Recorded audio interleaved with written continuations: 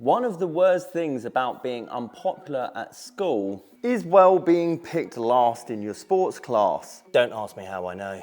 But being picked last isn't always down to physical attributes, but also very much tied in with someone's personal branding. It feels so good. The numbers speak for themselves. How forgiving is this thing? Nearly missed the face. The point is, most drivers on the market are under 5,000. They have to be. It's disgusting this thing goes for around £100. I have 3 drivers that have come out very recently and would suit a lot of you watching this video. But I want to explain why they're going so cheaply, and then more importantly, why it's not got anything to do with performance. However, before you jump out of your seat and go and buy one of these very reasonably priced drivers, I will also explain the downsides of these drivers, because there's always downsides of equipment in golf, towards the end of the video. How forgiving is this thing? Nearly missed the face. Let's start with the oldest and cheapest model out of this selection, and my third choice potentially will go into the bag this year, and I'll explain why that is when we get to it. This Yonex E-Zone GS came out in 2020, and before I tell you why I love it and also the price that you can get it for, I do want to draw your attention to Yonex's most recent marketing spill on their new driver coming out in June. Because as much as you don't want to believe marketing hype, Tour Pro, social media presence don't make a difference and influence the market, sadly, they very much do. I will hit one of these out the middle in a minute. Better. And I appreciate I'm not Yonex's target market, especially living here in the UK.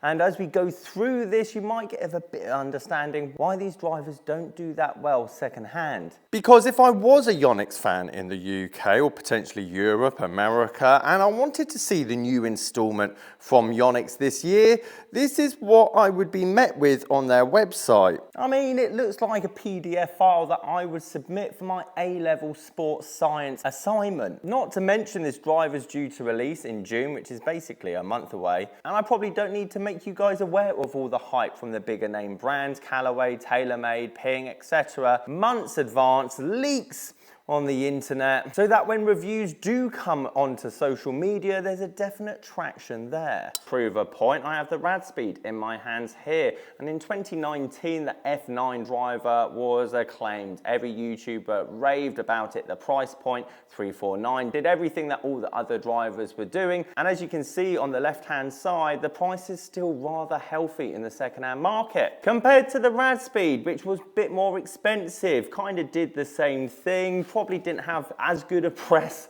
at the time. And here on the right hand side, the price is reflecting that and almost cheaper, even though I'm sure Cobra would say this is more advanced as well, that one. Now this is my pound for pound driver, and my other 2 max out forgiveness and potentially max out distance, and I'll explain why that is. But if I wanted a £100 driver to recommend you guys, and I had to use Ping, TaylorMade, Callaway, Titleist, the list goes on, how old would I have to go? I can guarantee you I couldn't go back 3 years with, well, any of them. And as I'm comfortably showing there, it's forgiving. No adjustable weighting, and it's not the most forgiving option in this list. Long story short, it's disgusting this thing goes for around £100. From Japan to America. Tor Edge, very much like Wilson over the recent years, has bumped up the price of their drivers, meaning that they have to do something with performance and technology, and boy oh boy did they do it with this particular head type. And arguably ahead of the game in 2022, as all we hear about this year is the 10K mark. Ping G430 10K, QI10 Max with the 10,000 total inertia. I'm amazed this thing sounds as good as it does, to be perfectly honest, because it doesn't look like it should sound that good. And there's no wonder this thing's forgiving, and I explain why this is so forgiving and how close it is to the most forgiving drivers in the market. But my biggest negative is it is very, well, brash. But when I show you the prices, does that then mean, yeah, I could probably overlook the rather loud exterior?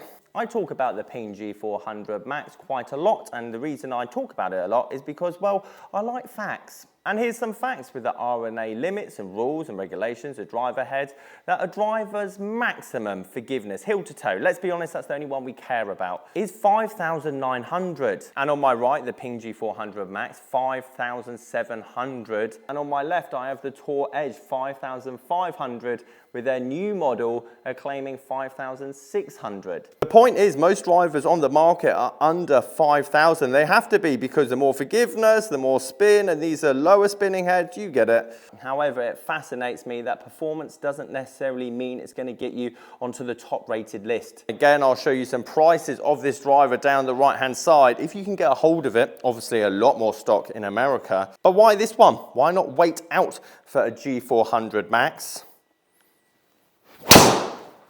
Well, it actually sounds a lot better. And when we're splitting hairs over forgiveness, 200, 150, let's be honest, it's not going to stop that kind of bad shot. But for those ones that do tend to leak out every now and again, something that you obviously want a bit of help with around the local golf course. Oh, there she is. Get down there. Well, for a forgiving driver head, it definitely hasn't done too badly. I mean, just look at the size comparison between my next driver, the one I'm thinking about actually gaming this year, and obviously the super forgiving Tor Edge driver. The biggest downside, whether it's Hona, Tor Edge, any of these unpopular drivers, is that actually trying to sell them in the future after you've bought them could be a lot more difficult than, let's say, your Ping G400 Max.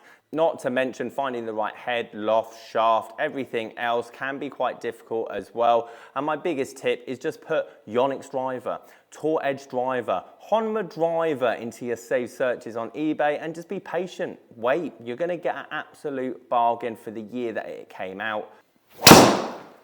Oh, it feels so good. Now, I've reviewed Hona drivers in the past, and the biggest downside of the Hona drivers is it, well, sounded like a tin can when you hit it. And I would have been thoroughly disappointed when this was released if it sounded like a tin can, because the price tag is nothing to laugh about. And one of the main reasons why I love this driver so much is that it's a personification of value, and how much value gets lost from a lot of this expensive equipment when it does eventually hit the second-hand market.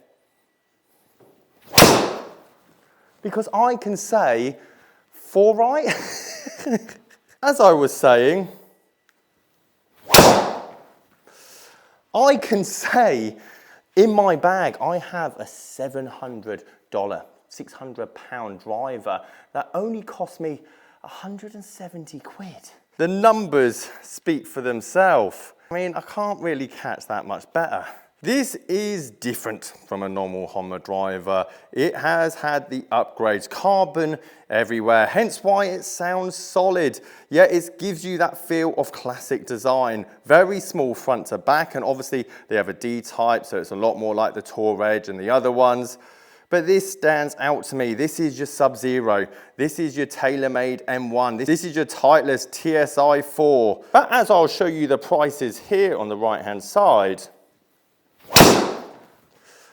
and the absolute monster that is this TW757. I'll give it to you. The name doesn't quite roll off the tongue, but it certainly rolls down a fairway.